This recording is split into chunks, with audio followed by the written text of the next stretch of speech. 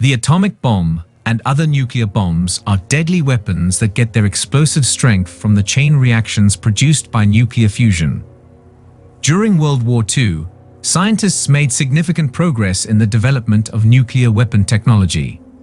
Only 2 times in the history of war have atomic bombs been used.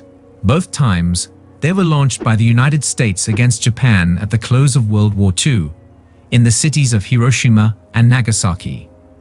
After that conflict, a period of nuclear proliferation began, and then, at the height of the Cold War, the United States and the Soviet Union engaged in a worldwide nuclear weapons race to determine who would emerge victorious. Hey guys, welcome back to our channel. Today's question of the video is how atomic bomb was created and evolved. So let's get into our time machine and take a look at the history of atomic bomb. Weapons of mass destruction, nuclear and hydrogen. Following the discovery of nuclear fission in 1938 by nuclear scientists Otto Hahn, Lise Meitner, and Fritz Strassmann at a laboratory in Berlin, the development of the first atomic bomb was made feasible. Fission processes are the source of energy for atomic weapons. Nuclear fission and nuclear fusion both play a role in the creation of thermonuclear weapons, often known as hydrogen bombs. Another sort of reaction, known as nuclear fusion, occurs when 2 lighter atoms unite to produce a release of energy. Manhattan Project. On December 28, 1942, President Franklin D. Roosevelt gave his approval for the establishment of the Manhattan Project, which was designed to bring together a variety of scientists and military authorities who were working on nuclear research. During World War II, the effort to create a fully operational atomic weapon was known by its secret name, the Manhattan Project. It was headed by the United States. Concerned that German scientists had been working on a weapon using nuclear technology since the 1930s, the project was initiated as a reaction to such suspicions. Who invented the atomic bomb? The theoretical physicist J. Robert Oppenheimer, known as the father of the atomic bomb, oversaw a significant portion of the work that was completed as part of the Manhattan Project. This work was carried out at Los Alamos, which is located in the state of New Mexico. And the name given to the very first atomic bomb ever created is the Gadget. The Trinity test was the name given to the successful explosion of the first atomic bomb, which took place on July 16, 1945 in a desolate desert area close to Alamogordo, New Mexico. It marked the beginning of the atomic age by producing a massive mushroom cloud that was around 40,000 feet in height and proved that an implosion-type plutonium bomb would be effective when it was detonated over Nagasaki only weeks later. But where did the moniker the Gadget come from? Is it possible that it was a code name used for covert operations? Simply a shortened name? A celebration of the honor of coming in first?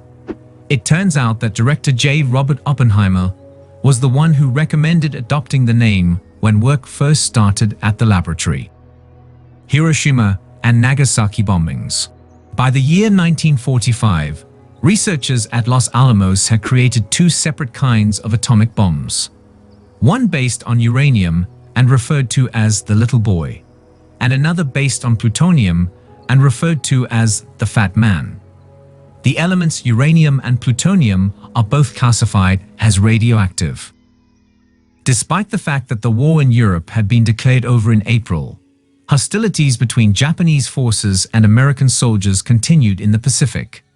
In the Potsdam Declaration, which was issued around the end of July, President Harry S. Truman demanded that Japan surrender.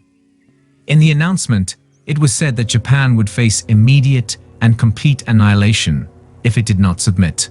The United States of America detonated its first atomic bomb over the city of Hiroshima in Japan on August 6, 1945.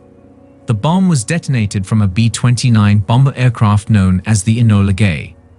The Little Boy bomb detonated with an estimated 13 kilotons of power, completely obliterating 5 square miles of the city and instantaneously killing 80,000 people. In the future, the effects of radiation exposure would claim the lives of tens of thousands more people. The United States detonated a second atomic bomb on the city of Nagasaki 3 days after the first one, since the Japanese did not instantly surrender after the first bombing. On impact, the Fat Man was responsible for the deaths of around 40,000 individuals. It was not initially intended for the second bomb to be used on Nagasaki. American bombers had originally targeted the city of Kokura, which was home to one of Japan's major weapons manufacturers. However, smoke from firebombing attacks covered the sky above Kokura, making it impossible for the bombers to hit their intended objective. After that, the American aircraft headed in the direction of their secondary objective, which was Nagasaki.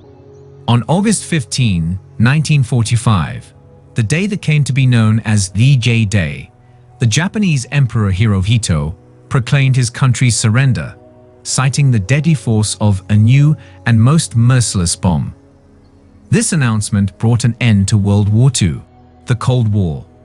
After World War II, only the US had nuclear weapons. The Soviet Union has no expertise or materials to construct nuclear bombs. Through international espionage, the USSR gained fission bomb plans and Eastern European uranium supplies within a few years. Soviet nuclear testing began on August 29, 1949. In 1950, the US began developing improved thermonuclear weapons. The Cold War had started, and various nations, including the US and the USSR, prioritized nuclear testing and development. If you guys want to know more about the history of Soviet Union, check the video link in the description. So, what do you guys think about the history of atomic bomb? Let us know your thoughts in the comment section down below. That's all for this video. Like, share, subscribe, and turn on the notifications for more such videos.